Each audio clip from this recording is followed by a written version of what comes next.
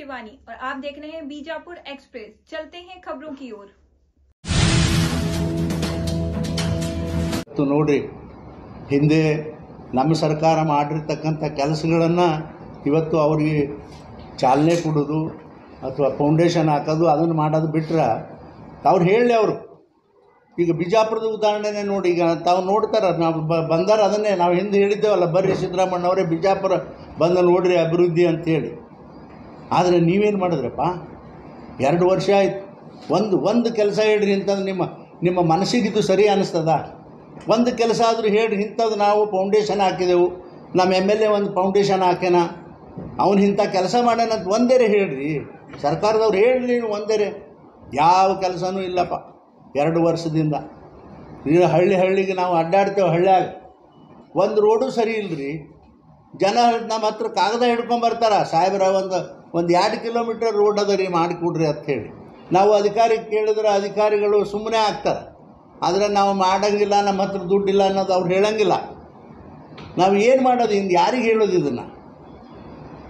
ಇದು ಬಹಳ ಶೋಚನೀಯವಾದಂಥ ಕೆಲಸ ಅಂಥೇಳಿ ಈ ಸಂದರ್ಭ ಭಾಳ ಕಠೋರವಾಗಿ ನಾನು ಸರ್ಕಾರವನ್ನು ಖಂಡಿಸ್ತಕ್ಕಂಥ ಕೆಲಸವನ್ನು ನಾನು ಮಾಡ್ತೀನಿ. ಅದಕ್ಕೆ ಕಾರಣ ಏನು ಅಂತಂದರೆ, ಇವರು ಏನು ಅದಕ್ಕೂ ಕೂಡ ಇವರು ಉಪ್ಪು ಹಾಕ್ತಾಯಿಲ್ಲ, ಬೈರಿ ಅನ್ರಿ ಏನು ಅಂದರೂ ಕೂಡ ಅದಕ್ಕೆ ಯಾವುದೂ ಭಕ್ತ ಇಲ್ಲ. ಬರೀ ನಾವು ಗ್ಯಾರಂಟಿ ಕೊಟ್ಟಿದ್ದೆವು ಅಂಥೇಳಿ ಸಮಾಜದಲ್ಲಿರ್ತಕ್ಕಂಥ 5-10% ಬಡವರಿಗೆ ಕೊಟ್ಟು ಇಂಥ ಬರೀ ರಾದ್ದಾಂತ ಈ ದೇಶದಲ್ಲಿ ಮಾಡಿದ್ದು. ಇನ್ನು ನೋಡ್ರಿ, ಒಬ್ಬರಿಗೊಬ್ಬರು ತಾಳಮೇಳ ಅದಾನ ನೋಡ್ರಿ. ಸುರ್ಜಿವಾಲ ಅವ್ರು ಯಾರು? ಕೇಂದ್ರದವರು. ನಿನ್ನ ನೋಡ್ರಿ, ಸುರ್ಜಿವಾಲ ಅವ್ರು ಬಂದು ನೀನು ಒಬ್ಬ ಮುಖ್ಯಮಂತ್ರಿ ಆದವನು, ನಿನ್ನ ವಿಧಾನಸಭೆಯ ಮುಖ್ಯಸ್ಥ, ನಿನ್ನ ಸದಸ್ಯರೆಲ್ಲ ನಿನ್ನ ಕಂಟ್ರೋಲ್ನಾಗ ಇರಬೇಕು, ಅಥವಾ ನೀ ಅವ್ರಿಗೆ ಹೇಳಬೇಕು. ಬಿಟ್ಟು ಸುರ್ಜಿವಾಲ ಅವರೇ ಬಂದು ಅವರೇ ಮೀಟಿಂಗ್ ತೊಗೊಂಡು MLAಗಳು ತಗೊಂಡ್ಬಂದು ನಿಮ್ಮ ಕಷ್ಟ ಏನಪ್ಪ, ಅದು ಏನು ಎಂದು ಕೇಳೋದು. ಇದು ಹೊಸ ಪಾಠನ ಇದು ಈ ರಾಜ್ಯಕ್ಕೆ?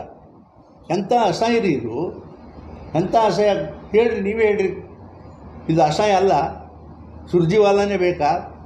ನೋಡ್ರಿ, ಹಿಂದೆನೂ ಕೂಡ ಇವ್ರು ಹೆಂಗೆ ATM ಯಾಕೆ ಹೇಳಿದೆ ಅಂದರೆ, ಹಿಂದೆನೂ ಕೂಡ ಮಹಾರಾಷ್ಟ್ರ ಸರ್ಕಾರ ಬಂದಾಗ ಇದೇ ರೀತಿ ಪ್ರಾರಂಭ ಮಾಡಿದ್ರು. ನಾಯಕತ್ವ ಅದು ಇದು ಮಣ್ಣ ಅಂಥೇಳಿ ಮಾಡಿ ಎಲ್ಲರನ್ನ ಇಲ್ಲಿ ಕರೆಸಿ ತಮ್ಮ ವ್ಯವಹಾರ ಮಾಡ್ಕೊಂಡು ಆದರು.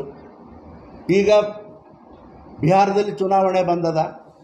ಈ ಬಿಹಾರದಲ್ಲಿ ಚುನಾವಣೆ ಬಂದ ಅದೇ ಹಿಂದೆ ಏನು ಮಾಡಿದರು, ಬಂದರು MLAಗಳು ಕರೆದ್ರು, ಇವ್ರೇನು ಸಂಬಂಧ ಇಲ್ಲ, ಮುಖ್ಯಮಂತ್ರಿಗಳು ಉಳ್ಕಿದವರು. ಆಮೇಲೆ ಇವ್ರಿಗೆ ಡೆಲ್ಲಿ ಕರೆಸ್ತಾರೆ, ನಿಮ್ಮ ಮ್ಯಾಲೆ ಇದೆಲ್ಲ ಇಂಥ ಕಂಪ್ಲೇಂಟ್ ಅದ ಅಂತ ಹೇಳೋದು. ATM ಚಲಾಯಿಸ್ತಾರೆ, ರೊಕ್ಕ ತೊಗೊಂಡು ಹೋಗ್ಬಿಡ್ತಾರೆ ಚುನಾವಣೆಗೆ. ಇಷ್ಟು ನಡೆದೋದು ಈಗ ರಾಜ್ಯದಲ್ಲಿ. ಇದು ಖಂಡಿಸ್ಬೇಕಾಗ್ತದೆ. ಈಗಾದರೂ ನೋಡಿರಿ, ಹಿಂದೂ ಮಾಡಿದ್ರು ಈಗೂ ಅದನ್ನೇ. ಈಗೇನು ಹೇಳ್ತಾರೆ, ಇದು ನಮ್ಮಲ್ಲಿ ಏನೂ ಸಮಸ್ಯೆ ಇಲ್ಲ ಅಂತ ಹೇಳ್ತಾರೆ. ಇದೆಲ್ಲ ಹೋಗಿ ಬಂದ್ರಲ್ಲ, ಈಗ ಸಮಸ್ಯೆ ಇಲ್ಲ ಅಂತ ಹೇಳ್ತಾರೆ. ಆದರೆ ನನಗೆ ಸಂಶಯ, ಎಷ್ಟು ದಿನ ಹಿಂಗೆ ಆದ್ರೆ ಈ ಸರ್ಕಾರ ಎಷ್ಟು ದಿವಸ ಮುಂದುವರಿತದ ಅಂತಕ್ಕಂಥದ್ದು ನಾನು ಪ್ರಶ್ನೆ ಕೇಳಬೇಕಾಗ್ತದೆ ಅಂಥೇಳಿ ಈ ಸಂದರ್ಭದಲ್ಲಿ